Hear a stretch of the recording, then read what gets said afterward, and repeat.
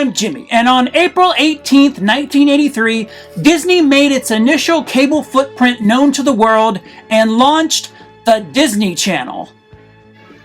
Complete with an official countdown hosted by Donny Osmond, the impending stars of the new channel took turns counting down to premiere time, 7 a.m., the moment the Big Cheese himself pulls the switch and our young lives were changed forever.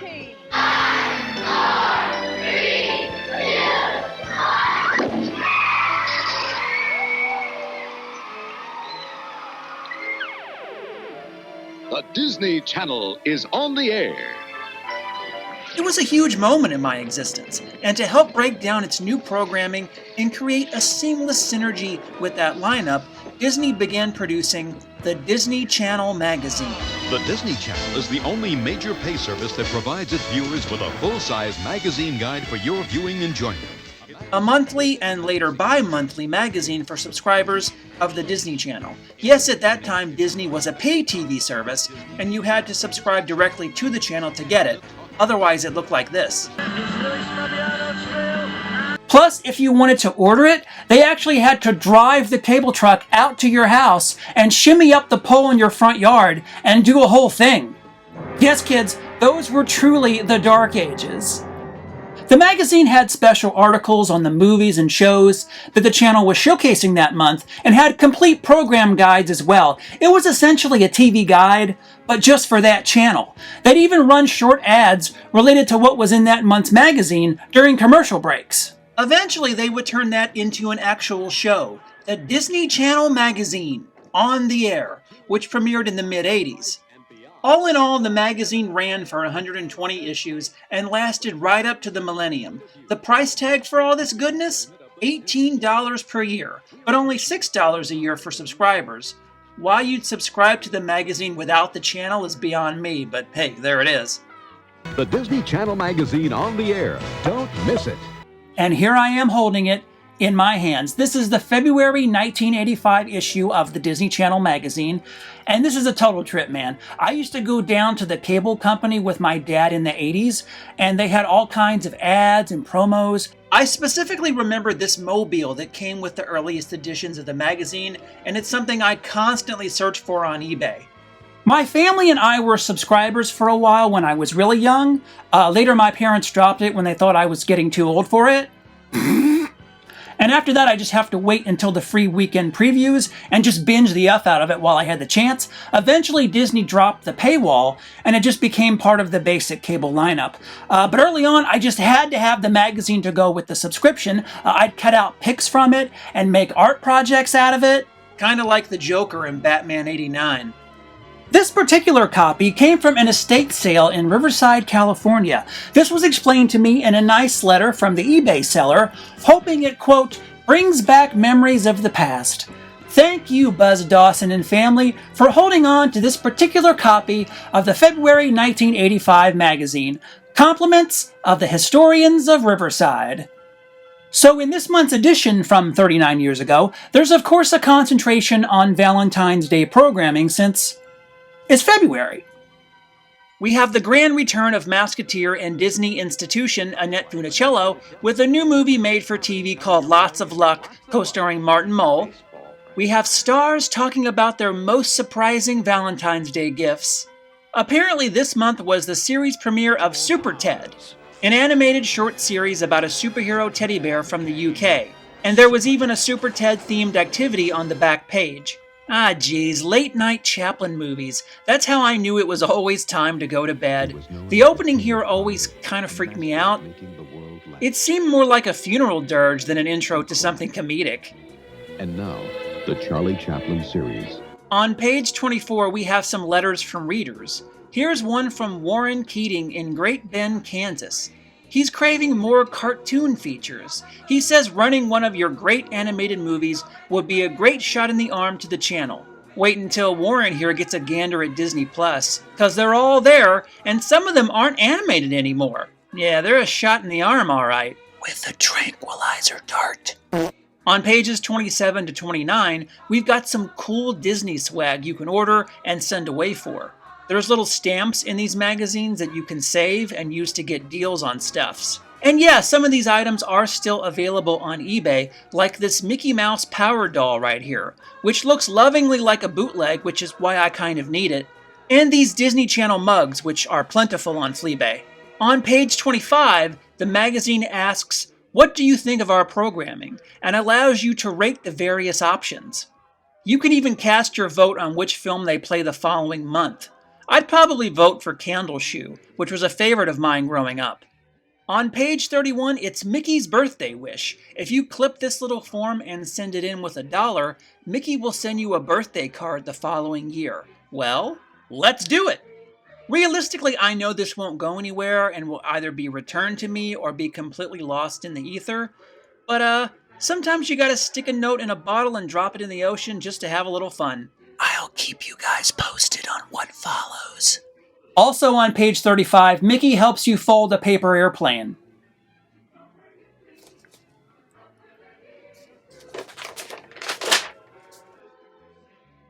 And now what I'd like to do is go through a complete day of programming from start to finish, which at that time was 6 a.m. and running all the way to 1 a.m. the next day. And since it's February, let's pick the most romantic day of the month, dare I say the year, February 14th, and relive a complete day of programming on the Disney Channel.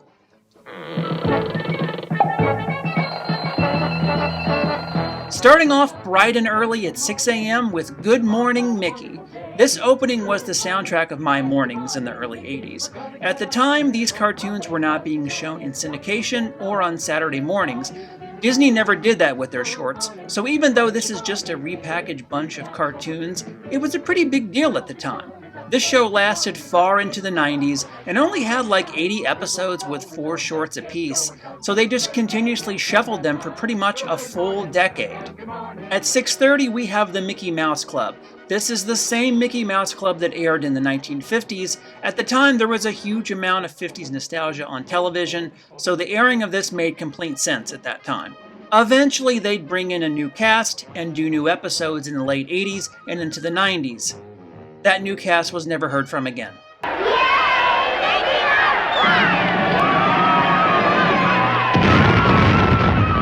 At 7 a.m. we have another episode of Good Morning Mickey. I mean, hey, they made a lot of cartoons back in the day, so why not trick them all out? Hi, Musketeers! Hi, Mickey! Let's exercise! At 7:30, we have Mousercise. The year before, this album came out and was a huge hit, so it made sense to capitalize on that once Disney made the leap to cable. It was just your standard exercise program with some health tips and comedy skits thrown in, but it was such an institution on the network, lasting till the late 90s.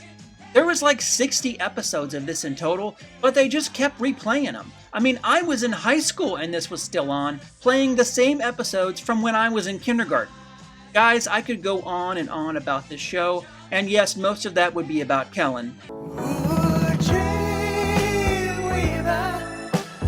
So yeah, I own the VHS. And half the fun of this now is watching the guy in the Mickey Mouse suit struggle while exercising in the background. No, seriously, the real highlight is actually still Kellen. This is probably one of those you had to be there kind of things, but seriously, this show was such a staple of my childhood that was there for pretty much all of it, and one of the few shows that I distinctly remember my dad watching with me for some reason. Now arch and up, making sure that head and the bottom stick all the way Oh. again. Coming up next, join Donald, Mickey, and the whole gang with some crazy animated antics on Donald Duck Presents. At 8 a.m., it's Donald Duck Presents. More repackaged Disney cartoons, but this time with an emphasis on everyone's favorite web-footed sailor. This series ran into the 90s when it took on a hipper feel and was renamed Donald Duck's Quack Attack. Basically still just a bunch of old cartoons with a more 90s opening. At 8:30, it was, for me, the flagship series of the early Disney Channel lineup, Welcome to Pooh Corner. Look guys, I could go on and on about this one, but seriously, some of my earliest memories I have in life are of this show. In a strange way, even talking about it in a video is like discussing some deep-rooted thing that's planted inside my psyche and won't let go. Just an all-around charming show, even though, yes, this puppet here is pretty disturbing. Not to mention, I could go on and on about the Don't Talk to Strangers video I always reference, that the creator of the costumes also created Teddy Ruxpin. There's just so much to unpack here. This show was a big deal for me, and it's a crime that it's still not on Disney+. This and Dumbo Circus are just glaring admissions that I'm still baffled at. Much like Mousercise, this ran until 1997. I was a year away from college, and this show was still on at the same time it was when I was 4. Amazing. At 9 a.m., it's You and Me, Kid, a show about kids and parents having fun together.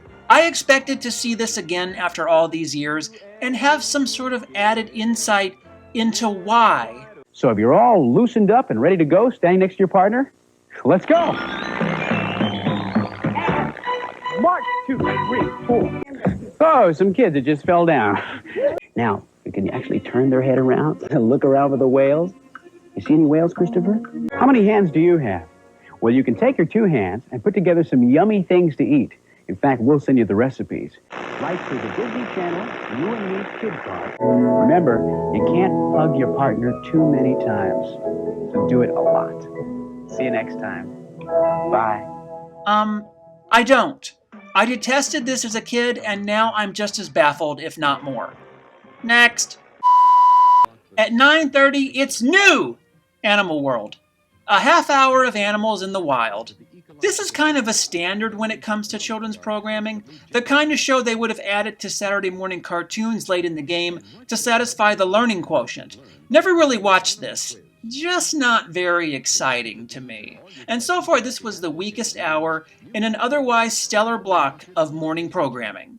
At 10 a.m. it's movie time! The North Avenue Irregulars. I'm aware of this movie. I think we watched it once at an honor roll party in middle school. Fun fact, the daughter character here was played by Melora Hardin, who went on to head a very powerful paper company. She was also almost in Back to the Future, but don't get me started on that. At 11:30, it's the Edison Twins. I remember this opening very well, but never really watched the show. Basically just a bunch of Canadian kids doing science stuff for 30 minutes. At noon, it's Wilderness Bound, an hour-long wild animal show. This one appears to be about elephants. I couldn't find anything else about this show online, so I'll just hold on the blurb in the magazine for about 5 seconds. And there you go. At 1 o'clock, we have 5 Mile Creek, a Western drama based on a novel and produced in Australia. I guess that explains this early appearance of Paddington's own Nicole Kidman. She found herself in the right place. She knows magic when she sees it. We come to this place for magic. It's 2 p.m. and it's movie time again. Boomerang. No, not the Eddie Murphy joint with that bangin' soundtrack. Is it my turn to wish you were lying here? This Boomerang is a 1968 TV movie with Darren McGavin. I consulted DoesTheDogDieInTheEnd.com, and it doesn't include Boomerang 1968, though there is numerous other Boomerangs, and spoilers, 5 of them have dead dogs in them. But I'm not going to tell you which ones. At 3:30, it's still the Beaver. No jokes, please. The whole cast is back, at least the ones who aren't dead, and all of them are still hard on the Beaver. Not a joke, per se. The show ran for a season or 2, and then TBS picked it up, and it ran until 1989. It's 4 o'clock and the kids are home from school, so let's show them what they missed while they were out learning, with Pooh Corner, again at 4, Mickey Mouse Club, again at 4:30, and Donald Duck Presents, again at 5. Pretty sure they showed the same episode from earlier in the day because I remember being pissed about that. Move aside, Zorro. Rin Tin Tin is taking over. As you wish, senor. At 5:30, we have Rin Tin Tin, and this was the Rin Tin Tin from the 50s, not the eventual sequel to Rin Tin Tin, Rin Tin Tin Canine Cop, that aired on the Family Channel later in the decade. I just learned that this was a Canadian show and wasn't about Rin Tin Tin at all. It was about a dog named Rudy, and they just dubbed in the name Rin Tin Tin. It was actually called Cats and Dog outside the States. At 6, it's new! Animal World again, so not so new. And then at 6:30, it's Epcot Magazine. So much of early Disney Channel was really meant to sell Epcot, which was brand new at the time to the masses, and gosh darn it did it work. There's multiple reasons why 80s Epcot holds an almost mythical place in the hearts of Disney nerds my age, and the way they repeatedly thumped you on the head with it is really a big part of that. This is Epcot Center.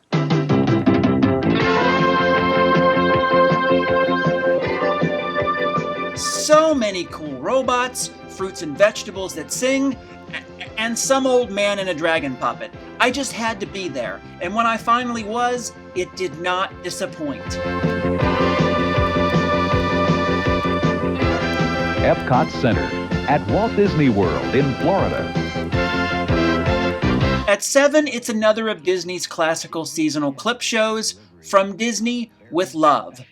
Lots of clips from Disney cartoons and films from over the years with a Valentine flavor. This was a perennial thing and it got a lot of play over the years and was even released on VHS, so a lot of people no doubt remember this one. I'm George Plimpton. Please join us tonight for the next presentation of Imperishable Classics on Masterpiece Theater. At 8:30, it's Masterpiece Theater, another well-loved and remembered show that showcased some of the many cartoons in Disney's catalog. It's funny that this was my introduction to Masterpiece Theater. As far as I'm concerned, that's a riff on this. It's hilarious how that works. This was very much a time filler show. Sometimes they just clip the opening and lead into one cartoon just to fill 15 minutes. A genius way to get cartoon content onto the network and have it feel a little more highbrow. And this is also yet another show that lasted well into the 90s and made a real impression, definitely on me. Some guy talking about silly things as though they're high art. Yeah, that's kind of my jam. At 9, it's another Valentine's Day themed-ish movie, so dear to my heart. A live-action and animation mix from 1948 that I'm ashamed to say I have never seen and don't really know anything about. The animation sequences look pretty delightful here, and as of now, it's still not on Disney+, so hopefully someday. Toss Burl Ives' family a bone, Disney, come on! At 10:30, it's the Disney Family Album. This is actually a really cool show that I watched a lot late at night, narrated by Buddy Epson, that really goes deep into the background of a lot of Walt Disney's classic films. This particular one here was about the many different voice artists from over the years. A lot of these are on YouTube, and they're chock full of good stuff. Highly recommend. At 11 p.m. we have the final film of the evening, Takedown, a movie from 1979 starring Maureen McCormick. It's about wrestling, but I was hoping it was about football so I could use this clip. Hey, you guys. Oh, my no! Finally, at 12:45, it's 15 minutes of DTV, a takeoff of MTV with Disney clips cut to popular music. A show that gave me, at a very young age, a vast interest in editing video clips to music. They did 240 episodes of DTV and some hour-long specials. These ran for about 20 years on the network, filling in gaps in the programming wherever they turned up.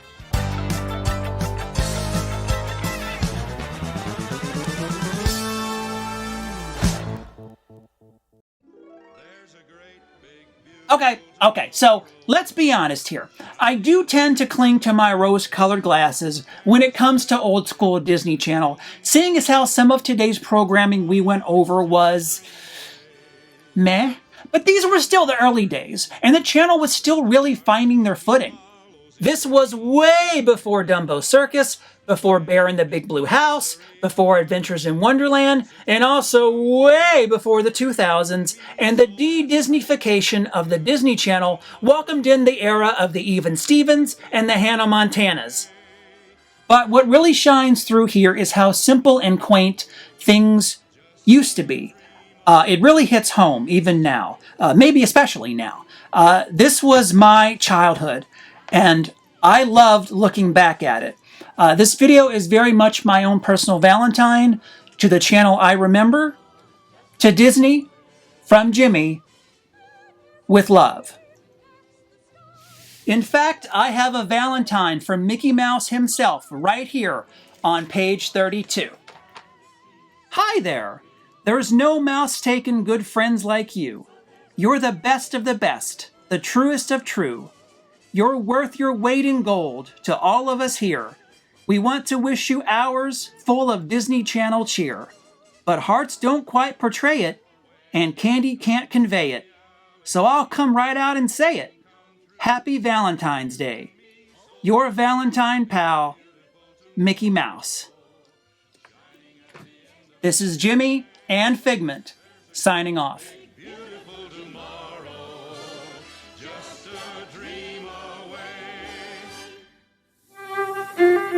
The Disney Channel wishes you a wonderful tomorrow. And remember, you always have a place to turn to.